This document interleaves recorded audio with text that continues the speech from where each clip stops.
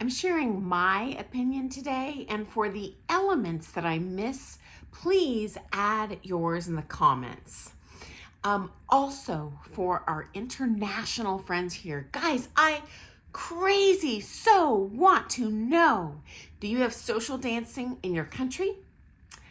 What is the admission for that? Is it included if you take lessons at the studio? Do you pay as you go? Is it open to the public or just students there? About how many people show up? I am dying to know. Please share with us. So, bottom line, in my little area of the world, I could give a rat's butt. I do not care about the skill level of the attendees. Care less. Number two, I could care less about the food they serve and the decor in the room and the theme of the dance. And I only share those three because in my neck of the woods, historically, the studios have made a big deal about, oh, we serve blah, blah, blah, soups, and we, have this theme for the dance, or they spend hours putting up decorations. For me, personally, as a ballroom dancer, could care less. Give me a good dance floor and fun people to dance with and talk to. That's all I need. Okay, but there are some other elements. Here goes. Number one, the music must be good. What does this mean? First of all, the DJ needs to play to the crowd. Okay, so as you probably know, I owned the largest ballroom dance studio in the country for 15 years. I owned a smaller studio for 5 years before that. I hosted up to 3 public ballroom social dances a week, primarily hosted by yours truly, DJing and then teaching the pre-dance lesson. And I can tell you, the music did change a little bit for each dance. I watch the floor. I see, tons of people are out there doing cha-cha. I play a quick step. 2 people are dancing. Even though Mama loves quick step, guess what? I might throw 1 or 2 more quick steps out there for the night. You know what I'm going to triple down on? Cha-cha, if that's what everyone wants to do. The whole point for me, when I attend a social dance, is I would like to enjoy dancing. And the music is a massive part of that. Okay, related to the music, the tempo must be competitive tempo for me personally. The dances are designed, that technique book, what we do, to maximize the movement to take advantage of physics. So if the tempo, even if it's like 5 measures a minute too slow or too fast, it's going to jack up people's dancing.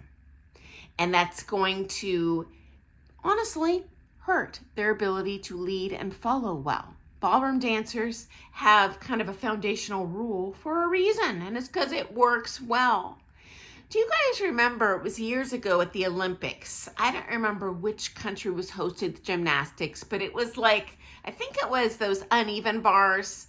Well, the host country accidentally set one of those bars like an inch or 2 off. I can't remember, but it was big enough, totally jacked up a number of elite world level competitors, and they gave them the option of rerunning the event. But anyway, dancing's no different. You jack up the tempo of the music. I want to poke my ears out with an ice pick. Drives me nuts. So tempo, extremely important. Next up, the genre. We all have our kind of favorite songs. I'm personally not a big fan of country western music.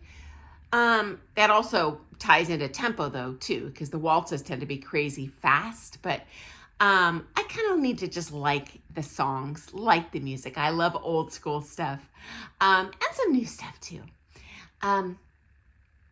Next up is, I do like a variety. As you know, my passion is the international standard, but you know what? I like to mix it up a little bit. When I was DJing, I would cater to the crowd that way as well. You know, I wouldn't play like all standard. Of course, I'm going to play probably 40% ballroom, 40% Latin. And then in my area of the country, the United States, there are contemporary social dances that are also popular. Nightclub two-step, West Coast swing, for example. And so country two-step. So I would throw, a few of those in during the night as well. But I don't like when one genre dominates the whole thing. I can only do so many rumbas in a row and mama gets bored. I like the variety. Okay. Second most important, I need attendees who are willing to dance with me. Okay. So, as a newcomer, we often feel excluded, like we're the new kid in school. It's hard to get into that clique. And you know what, guys? Hang in there. You will be warmly welcome into that clique. But people just need to get familiar with you. They may not notice you. They're probably busy talking to the other people there who they're already really close to and friends with. Does not mean they don't like you. Does not mean they don't want to dance with you. They're there just having fun. Don't be afraid to ask them to dance, because when they see, oh, it's a ballroom dancer, they're going to be much more apt to include you and ask you to dance or want to dance with you in the future. Promise you that, okay? Also, this might come as a shock to you. As an experienced dancer, before I turned pro, I knew how to lead a little bit. I often wanted to rather than sit on my butt, but I was very shy to ask someone to dance that was new. Man or lady, doesn't matter. Because the newcomers were statistically more likely to say no. Not that they had a beef with me, but they're insecure. They're new to dance. Anytime I see a new face, I'm going to assume they are new to dance, which is fine. But I don't want to ask someone and be rejected. Intellectually, do I know that they're just maybe a little intimidated? Yes, but we're human beings. It kind of hurts your feelings. It's a little embarrassing to be rejected in front of everyone. So if you make that first step, that initiation, you're going to, I'll say, grease the social ladder up for yourself for better participation in the future, okay? Also, even now that I'm a pro, and someone says, no, I don't really care that much, but you know what? They say no to me sometimes. And it's not that they don't like me or have beef to me. Realistically, they're scared. How do I know? Because I'll ask someone to dance and they'll say, oh, I'm sorry, I'm not very good at this one. And then I see them do it with 5 other dancers. So I go up again, hey, I saw you do it. That looks fine. Let's try it. And then I dance with them and they're shaking like a leaf. Like, don't be scared to dance with me. We are not there to be impressed. It is a social dance. I'm there to have fun just like you are, okay? Guarantee, I am not going to a social dance to be impressed. Ain't gonna happen. I just like to have fun. And guys, newsflash, it is fun for me to dance with people of different skill levels. I don't want to play the same broken record player song over and over and over again. It's fun.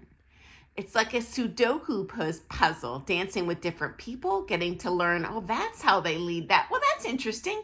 It's not necessarily textbook correct, but it's a great test of my following ability or my leading ability when I'm dancing with a follow. You know what? It's going to help your dancing. It makes you more sensitive to your partner. And for me, it just makes it more entertaining. Okay? I don't want to watch the same TV show all night. Kind of like swapping channels. It's fun. Okay? Okay, next up. I got a big complaint as a professional dancer myself. I honestly dislike when someone or a couple comes up to me and they commandeer my time. They kind of corner me when I'm seated at the social dance and they start pinging me with a whole bunch of dance questions. How do I do this figure? Am I doing this right? What do you think about this? Can you show me this? I'm not there to teach, guys. fun, okay? And here's the problem. When someone is pegging me like that, people, the other dancers in the room, are respectful of your body language. They're not going to come ask me to dance because they can see I'm busy talking to you. Likewise, I don't want to be rude and abruptly end the conversation, be like, well, sorry guys, I'm actually here to dance, not teach you. It really, for me, I'm not there to work. I am truly there to have fun. Now, full disclosure, there are pros who would love to teach you there. But guess what? They're not there to have fun. They are there to build business. And they will do everything they can to impress you with their skill and do flashy figures on the floor. And they're just so eager to help you. Do not be flattered. They are there to pad their pocketbook. And it chaps my hide. I have seen repeatedly pros that show up to social dances, glad handle everyone there, chitty chatty, buddy nice. Then the second they get as many lessons as they want to be booked with, they're telling me on the sly at the studio, well, thank God I don't need to go to those dances and kiss people's, booties anymore. I'm like, really? It bothers me big time, guys. I don't think most pros are like that, but you know what? I wouldn't share the dirt if I hadn't seen it myself. So I just think that's horse dookies. Okay. Number 4, what makes for a good dance? For me, parity in leads and follows. Okay. So, and usually follows, there's more of you than there are the leads. But honestly, I have shown up to dances where there are exponentially more leads than follows. And you know what? In my opinion, it's not as fun. Because I want to dance the whole time. Now, me as a pro, I do have a competitive advantage, so to speak, in that I can do lead or follow.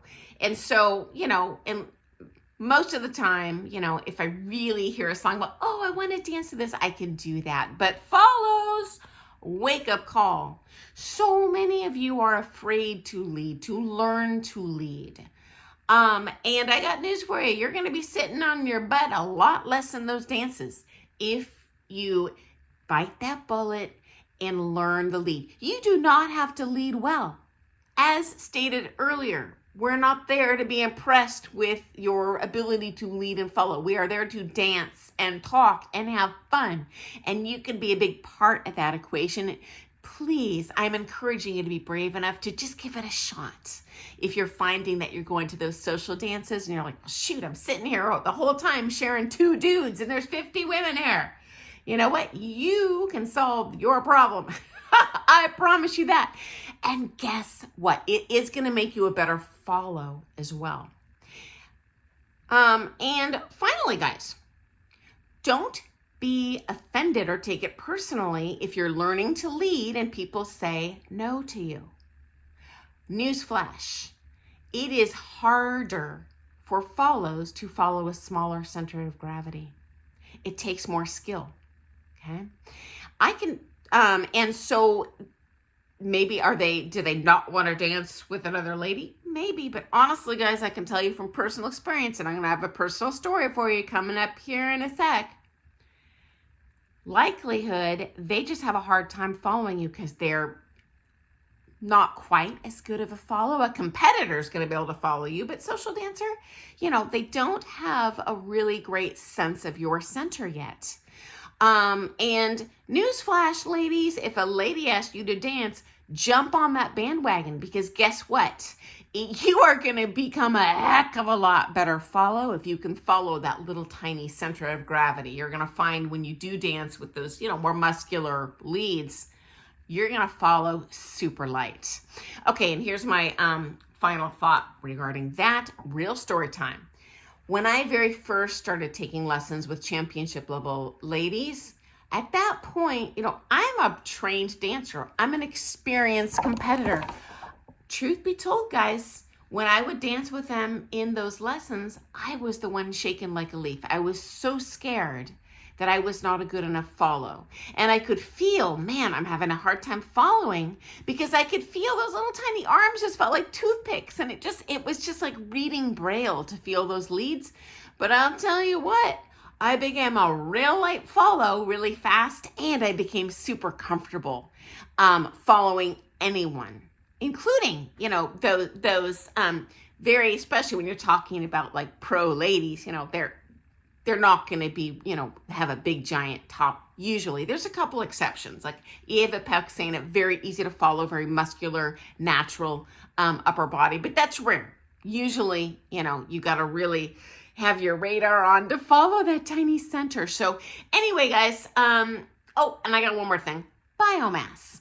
I really like when you get a lot of attendees at the dance. So not only a lot of partner swapping and being able to dance with people, but a large number of people, because this goes back to the variety thing.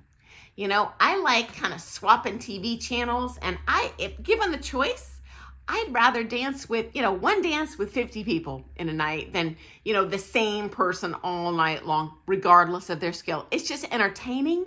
And guys, it's a great test drive for your lead and follow. So not only is it fun, but it'll make you a better dancer. So anyway, friends, I am way over my 10-minute mark. I apologize. Throw your 2 cents in as to what your favorite things are at the social dances, or your deal breakers, things you don't like, because I shared mine. Okay, guys, I look forward to seeing you first thing tomorrow for some more Things Ballroom Dance.